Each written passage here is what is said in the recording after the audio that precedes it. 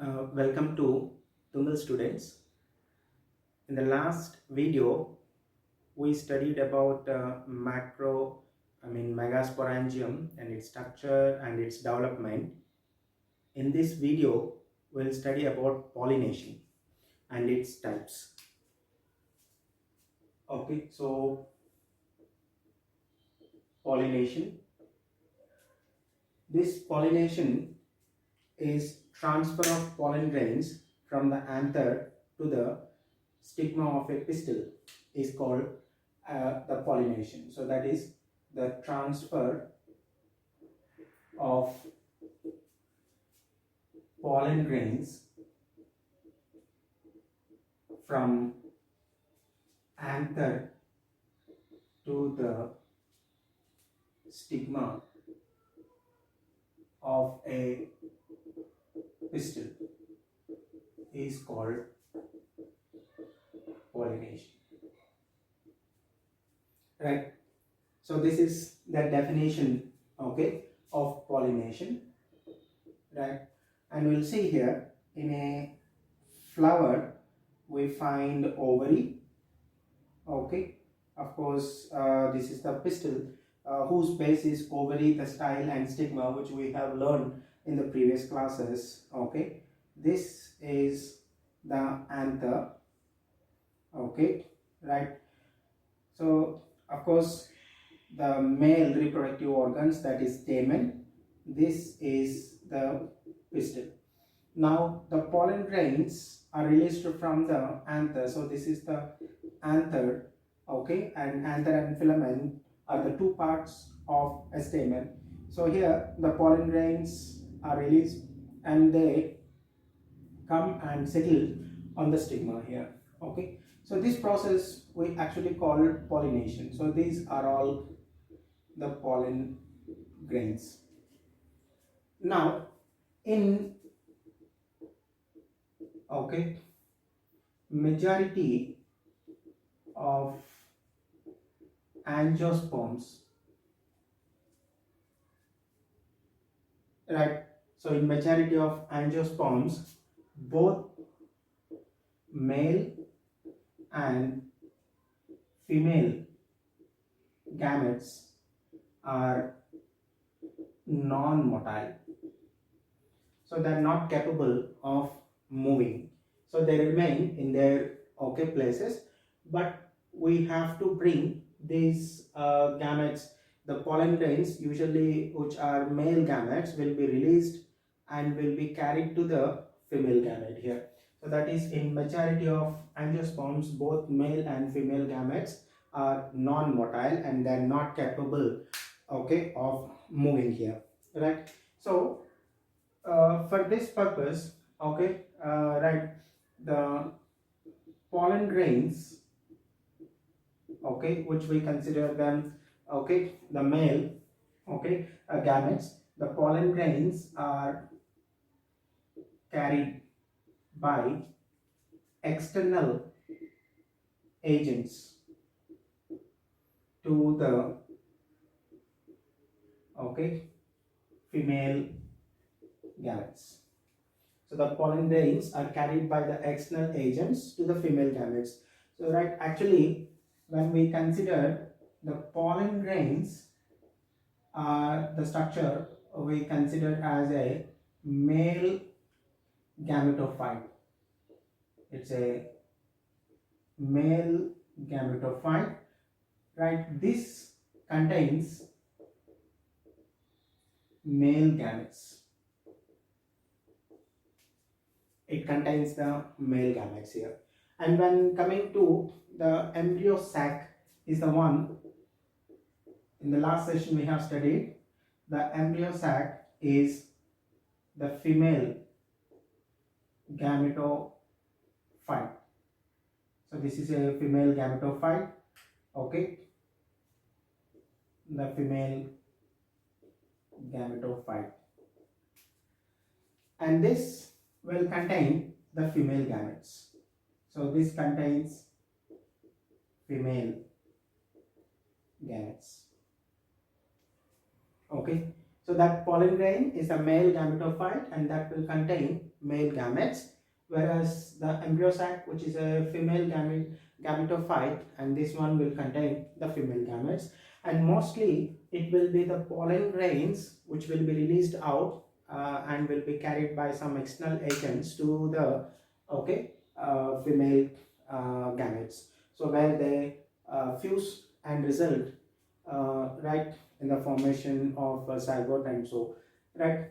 So now we understood that in majority of angiosperm both the male and female gametes are not motile, and definitely the external agents have to play a role in carrying these pollen grains from one plant to another plant here. Okay, so now right, in majority of angiospermic plants, okay, the flowers open at maturity. So in majority of angiospermic plants, right, the flowers will open at maturity here. Okay, but in some cases, okay, right, so there are some exceptions in the case. Okay, in some cases flowers do not open at maturity. Now, basing on this, I am going to classify the flowers in case of angiosperms into two different types. Okay, so they are cleistogamous and chasmogamous flowers. So the flowers are classified into two. One is called chasmogamous flowers and another one called cleistogamous flowers. Okay, so here these chasmogamous flowers open at maturity, whereas cleistogamous flowers do not open at maturity. So which means they remain closed and there is no external agent required in the case of these cleistogamous flowers, okay, right, for the process of pollination. But in case of chasmogamous flowers, we require the external agents for the process of pollination here, right. So now the examples in the case of chasmogamous flowers will include like Dalonyx regia. Okay, so this Dalonyx regia is commonly called gul moher plant. Okay, this is the one that flowers will be red in color and usually flowers during summer season. Okay, then Datura. So many species of angiospermic plants are chasmogamous, right? So which means they open on maturity here, right? If you want, you can take even some more examples like even hibiscus, etc. Coming to cleistogamous flowers, we'll take some examples. You may find cleistogamous flowers in case of plants like viola. Okay, so this is called common pansy. Okay, then you will also see such type of cleistogamous flowers in the case of the commelina, and also you may find in case of oxalis. So all these are etc. here, but there is a speciality about this viola, commelina and oxalis here. So we'll take in the case of this commelina.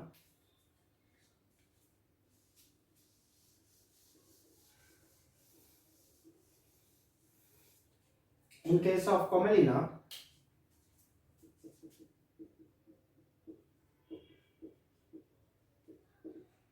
okay, so both cleistogamous and chasmogamous flowers are present. In case of Commelina, you will find both clistogamous and chasmogamous flowers are seen in the case of these Commelina here. Okay, so these clistogamous flowers will not open at maturity. So now let's see. So how will be these clistogamous flowers? So these clistogamous flowers, okay, in the case of these Commelina, the clistogamous flowers, okay, so they are underground, they are present or they develop, okay, below the soil, okay, and okay, are dull in color, means they do not have any colors. So why do a flower appears in different colors? The reason for having the colors is to attract different organisms, okay, mostly animals or some kind of insects, and so right, for that purpose they produce colors. So in this case, as these flowers never open, they need not require to produce colors, and okay, so and moreover they are developed underground, so for that purpose, so underground and dull in appearance, okay. And these clistogamous flowers, okay, are self-pollinated. These are self-pollinated, okay, because they do not open, never ever they are going to open. For that purpose, the pollen grains released from the anther will be settling on the stigma of the same flower, and that's what we call it okay, self-pollination here. Then coming to the chasmogamous flowers.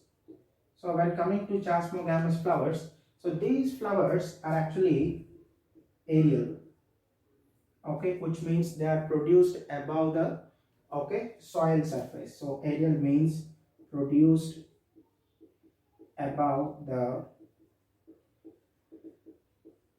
soil surface, okay, and these are, okay, colored.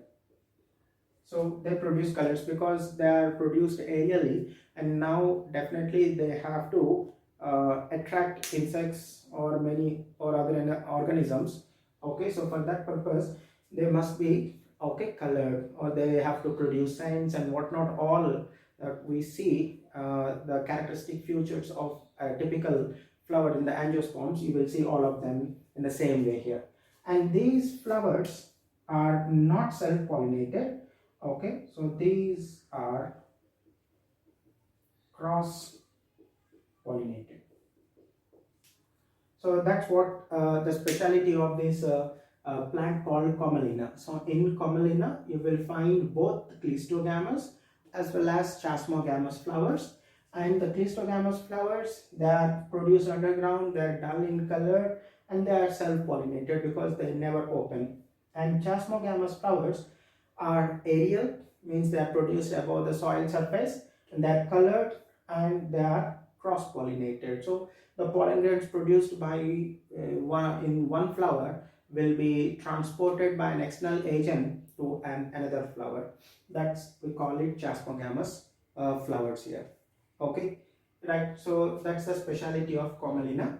And the two types of flowers we see in case of angiosperms, the chasmogamous and clistogamous. We have to keep in mind, so majority of angiospermic plants will produce chasmogamous flowers which will open on maturity, right.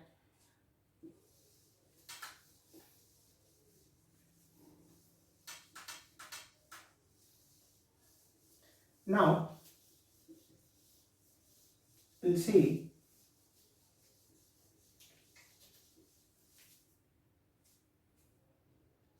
okay, now we'll see based on source of, based on the source of this pollen, okay. So this pollination you can classify into three types. So based on the source of pollen, pollination is of three types. Okay, so one right, what I call it autogamy, another one called gytonogamy, and another one called xenogamy. Okay, so right, this is according to the textbook which we see here. So the pollination based on the sorts, it has been classified into three different types: autogamy, gytonogamy, and xenogamy. But I'm going to classify this pollination mainly into two types. Okay, so one I call it self pollination, and another one called cross pollination.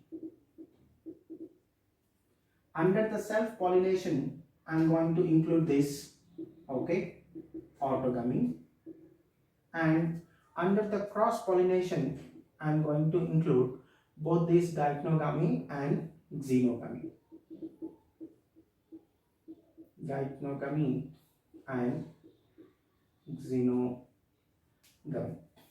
Okay, so now let us see actually what is this autogamy here. Now the pollen grains, okay, so that is the transfer of pollen grains from anther to the stigma, okay, of a pistil present in the same flower, then you have to consider it a autogamy, so which is nothing but a self pollination. So for that we'll see a diagram that shows you, okay, so this is right, the stigma, okay, and these are the anthers.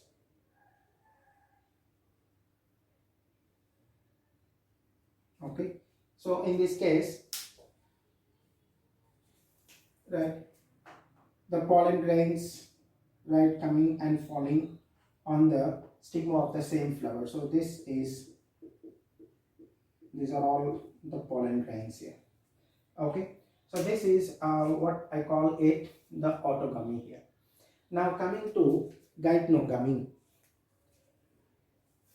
In the case of gytonogamy, like the transfer of pollen grains from anther to the stigma of a pistil present in the okay, to the stigma of a pistil present in a different flower, so then you have to call it gytonogamy here. Okay, of course it is present on a different flower, okay, but present on same plant. So that is what it makes here.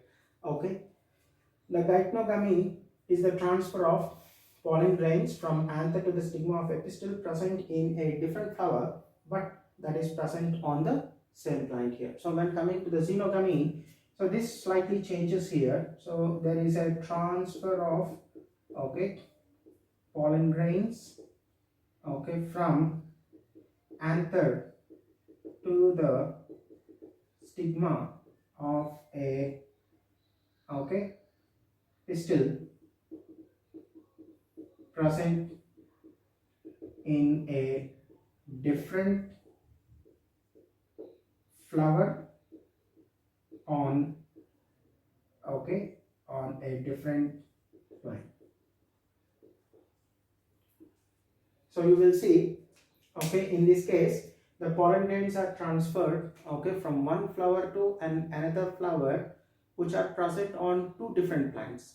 They are not present on the same plant when you compare with the gytonogamy. In the case of gytonogamy, you will see the pollen grains transferred to another flower, but those two flowers are present on the same plant. Okay, so diagrammatically we'll see here. Okay, so this is a plant, and here is a flower. Okay, with its so this is another flower.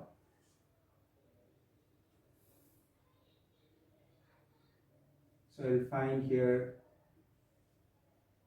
Okay, so now the pollen grains, okay, from this anther, they have come and fallen on this. Okay, and maybe in the same way the pollen grains from here, they might have fallen on this. Okay, so this is what we call the geitonogamy. So these are pollen grains, and this is a diagram that represents, okay, the geitonogamy. And coming to, okay, xenogamy, in the case of xenogamy, so here you have a plant.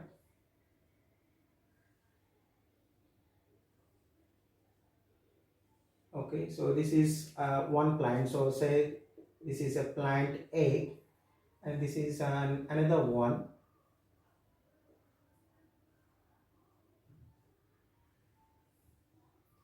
And this is a plant B. So this is plant B.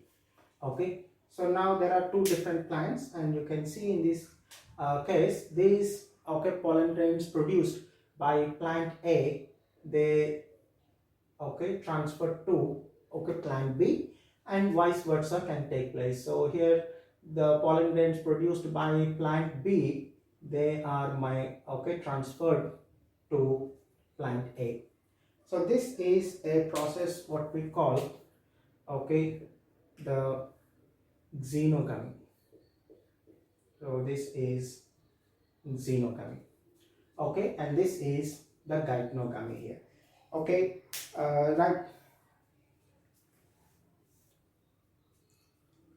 So this geitonogamy, if you consider functionality, okay, so geitonogamy functionally is cross pollination. So when you compare the what you call the geitonogamy and the autogamy, so there is a slight difference here. So if this autogamy takes place within the flower, whereas geitonogamy takes place between two flowers present on the same plant. So the geitonogamy, we consider functionally it as cross pollination. Okay, so but there is a genetical difference here. So geitonogamy, even though it is functionally cross pollination, okay, genetically it is similar to autogamy. It is similar to autogamy. So that's what I'll mention in a separate statement here. Okay, right.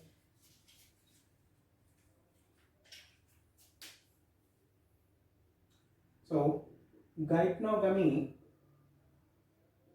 functionally it is cross pollination. Okay, but genetically it is similar to